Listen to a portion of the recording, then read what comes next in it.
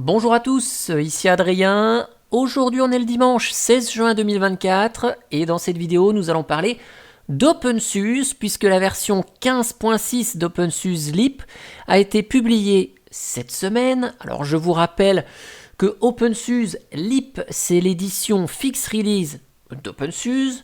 Vous avez la Tumbleweed, c'est la version Rolling Release. La version Leap c'est celle qui est calée sur la SUSE Linux Enterprise. Et donc si on a une OpenSUSE Leap 15.6, c'est parce que a été publiée au même moment la SUSE Linux Enterprise 15 Service Pack 6. C'est vraiment calé sur les mêmes dates ici. Donc je vous mettrai dans le descriptif de la vidéo le lien vers l'annonce de la publication de cette version 15.6. Et ce qu'il faut faire attention avec OpenSUSE, c'est que une nouvelle version mineure peut entraîner des mises à jour importantes de certains composants sur la distribution. Quand vous êtes sur Debian, quand vous passez de Debian 12.2 à 12.3, vous avez toujours le même noyau, les mêmes logiciels, les mêmes composants. De même avec la Red Hat Enterprise Linux, vous passez de la 9.1 à 9.2, vous restez sur le même socle logiciel. Là, attention, avec OpenSUSE Leap, vous pouvez avoir des montées en version de certains composants, et c'est d'ailleurs la raison pour laquelle cette version mineure va falloir y passer, mais via une action manuelle. Ça ne se fera pas avec une simple mise à jour comme on a sur Debian ou Red Hat Linux Enterprise par exemple. Je vous mettrai dans le descriptif de la vidéo le lien vers ces release notes ou en français notes de version qui contiennent tous les éléments importants à connaître et on va avoir beaucoup d'informations, notamment on va avoir une commande à notre disposition pour voir les paquets dépréciés. Ce sont des paquets qui seront supprimés dans les prochaines versions d'OpenSUSE. Vous avez une section dédiée aux paquets supprimés. Donc tout ça, ça disparaît dans la OpenSUSE Leap 15.6. Donc prenez-en note si vous utilisez un de ces paquets ou si ça vous cause. Attendez-vous à ce que vous utilisiez, par exemple un module Python dans la liste, ne fonctionne plus. Donc notez ça.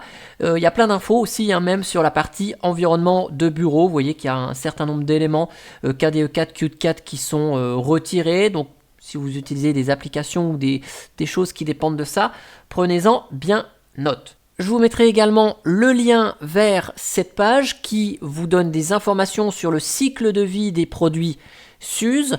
En introduction, je vous ai dit que OpenSUSE Leap était calé sur ce que faisait la SUSE Linux Enterprise Server. Donc là, vous avez en fait le cycle de vie de la OpenSUSE Leap. SUSE Linux Enterprise 15 SP5 égale OpenSUSE Leap 15.5. SUSE Linux Enterprise 15 Service Pack 6 égale OpenSUSE Leap 15.6. Donc c'est bien sorti à la mi-2024, en juin 2024. Et si vous êtes sur la OpenSUSE Leap 15.5, vous avez du support jusqu'en, faites le calcul, décembre 2024. Donc vous avez quand même 6 mois pour basculer sur la nouvelle version. Rien ne presse, vous pouvez prendre votre temps. Et donc il est prévu d'avoir des nouvelles versions de la branche d'OpenSUSE Leap 15 jusqu'à la 15.7 à la mi-2025 qui devrait être supportée jusqu'en juillet 2028. Donc ça vous laisse du temps. Maintenant, ce que nous allons faire et voir ensemble, je vais vous démarrer une machine virtuelle sur laquelle j'ai installé une OpenSUSE Leap 15.5 et on va voir ensemble comment mettre à jour cette OpenSUSE Leap 15.5 vers la version 15.6. Donc là, j'ai fait une installation d'OpenSUSE de façon tout à fait classique avec l'environnement de bureau GNOME, puisque c'est l'environnement de bureau que j'utilise. Et à cette installation, j'y ai ajouté un certain nombre de logiciels, ceux que j'ai l'habitude d'utiliser. Comme ça, on n'a pas une Logitech vide sur cette machine de démonstration. Donc là, si je vous montre le panneau de configuration de GNOME, on est bien sur OpenSUSE Leap 15.5. On va noter la version de GNOME, 41.8, ici. Si je vous fais un petit unem-r, tac, vous voyez qu'on est sur un noyau 5.14. On va le noter également dans un coin de notre tête. Et au niveau des applications, OpenSUSE fait le choix de monter en version les principales applications. Donc là, vous voyez, on a une version très récente de LibreOffice, la version 24.2, qui n'était pas celle livrée à la sortie de OpenSUSE 15.5, quand elle venait de sortir il y a un an. Donc ici, on a ça. Après, bon, j'ai installé GIMP, Kdenlive, convertisseur audio, etc. J'ai installé un Flatpak, son grec, ici, pour vous montrer que avec des Flatpaks, ça pose aucun souci. Et j'ai installé Vivaldi et Google Chrome, deux navigateurs Internet, qui ont été installés par le paquet RPM récupéré depuis leur site Internet respectif. Donc là, vous voyez qu'on a ces deux navigateurs qui sont ici installés, je vais dire, hors dépôt. Première chose qu'il va falloir faire avant de procéder à la mise à niveau, c'est de mettre complètement votre système à jour. Donc, vous faites un petit sudo zipper dup, vous mettez le mot de passe root. Alors attention, si vous avez un mot de passe root différent du mot de passe utilisateur, chez SUSE et OpenSUSE, quand vous faites sudo, il ne vous demande pas votre mot de passe utilisateur, mais celui de root. Voilà, c'est juste pour info. Donc là, j'ai installé la machine virtuelle hier ou avant-hier. Donc, il n'y a pas de nouvelle mise à jour ici. Donc là, c'est nickel, mon système est à jour. Si jamais vous avez une mise à jour du noyau, je vous conseille de redémarrer le système une fois que vous avez fait la mise à jour. Maintenant, on va voir ensemble comment mettre à niveau notre OpenSUSE. Je vous conseille de faire cette mise à niveau dans un TTY, donc CTRL-ALT F3 par exemple, et après vous êtes connecté, ici vous faites la mise à niveau comme ça. Ça évitera que vous ne puissiez pas déverrouiller votre session si jamais l'écran de verrouillage de votre environnement de bureau s'active. Vu que l'environnement de bureau se met à jour, vous pourriez avoir des petits soucis. Là, je vais quand même le faire dans cette interface-là, parce que ce sera plus gros, plus lisible et plus facile. Et si vous souhaitez le faire ainsi, je vous conseille de désactiver le verrouillage de votre environnement de bureau. C'est ce que je vais faire ici. Je désactive l'écran noir pour l'environnement de bureau GNOME. Il est fini le temps où sur OpenSUSE il fallait aller modifier les dépôts à la main, de mettre de nouveaux numéros de version, etc. On a une commande directement intégrée dans Zipper, une option, je dirais même, qui est l'option Release Ver, qui va dire à Zipper, écoute, au lieu de prendre le numéro de version qui est indiqué dans mes dépôts, prends celui que l'utilisateur te donne. Donc là, je vais lui dire, prends la version 15.6. Et je vais simplement utiliser la même option que tout à l'heure, dup, pour faire une mise à jour du système. Et donc comme ça, il va aller récupérer une mise à jour de tous mes paquets dans les dépôts qui correspondent à la révision 15.6 du système. Et je vais ajouter une petite option qui est l'option Download in Advance, qui peut être bien pratique dans le sens où, grâce à cette option, on va télécharger tous les paquets à mettre à jour avant de procéder à l'installation. Si jamais vous avez modifié le comportement de votre gestionnaire de paquets, là au moins on est sûr qu'il va tout télécharger avant de mettre à jour. Comme ça, si jamais il y a une interruption de la connexion réseau, vous avez tout en local sur la machine. Et donc là, qu'est-ce que fait la commande? Eh bien, il va récupérer les métadonnées pour l'ensemble des dépôts dans leur version 15.6. Vous voyez, c'est marqué ici. Donc, il va récupérer les métadonnées pour tous nos dépôts configurés. Et puis, on va ensuite avoir la liste des paquets qui seront à mettre à jour, à supprimer. On va faire le point juste après. Vous voyez, c'était assez rapide. Donc là, on a le résumé, 1405 paquets à mettre à jour. Donc bien sûr, on a en haut tout le détail là, ok, en vert. Il y en a 37 à rétrograder. Donc c'est des paquets qui vont diminuer de version.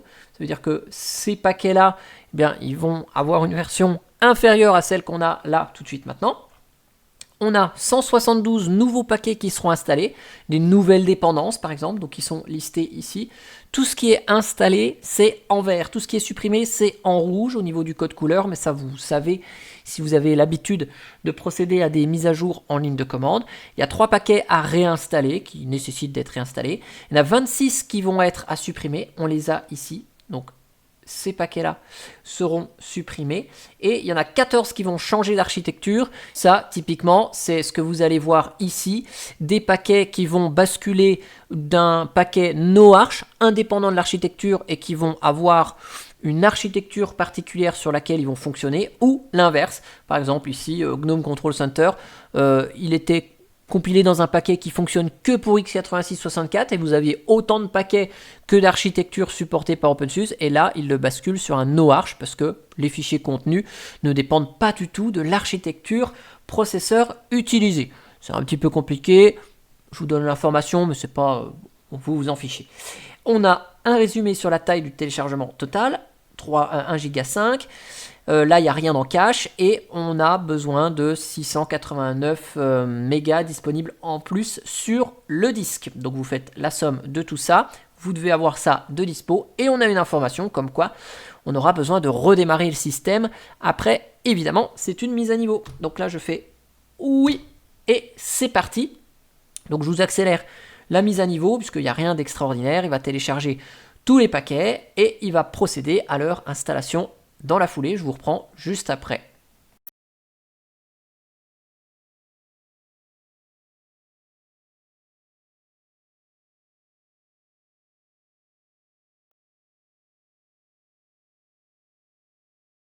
Et voilà, la mise à niveau est terminée. Donc ici, on nous demande éventuellement de redémarrer. Un redémarrage est requis pour s'assurer que notre système bénéficie de ces mises à jour. Donc on va faire un petit sudo reboot. Tac, ok. Et donc là, on va être accueilli par la OpenSUSE LIP 15.6. Hop, on est sur le grub. On voit ici OpenSUSE 15.6. Je démarre. On a un noyau 6.4. Donc vous avez vu, noyau 6.4, on passe du 5.14 à 6.4. Grosse montée en version du noyau. Ici, je me connecte donc à ma session. Je vous relance le panneau de configuration de GNOME. Vous avez vu le petit menu là, ici, il est différent. Puisque cette fois-ci, si je vais dans à propos, alors je vais juste vous rebasculer en mode sombre. Ok. Là, vous voyez que le centre de contrôle, il est en GTK 4 cette fois-ci. Et on a un GNOME en version 45.3. Donc, montée en version de GNOME, 41 vers 45. Le noyau qui monte de la version 5.14 à 6.4. Grosse montée en version du noyau également.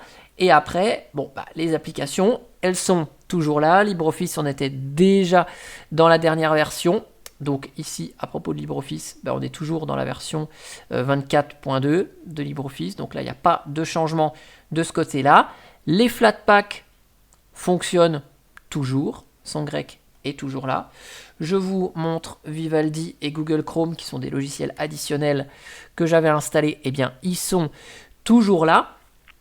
Et juste une petite précision, parce que certains peut-être vont me dire « Ah oui, mais comment que ça se fait que tu as procédé à la mise à niveau en ligne de commande ?»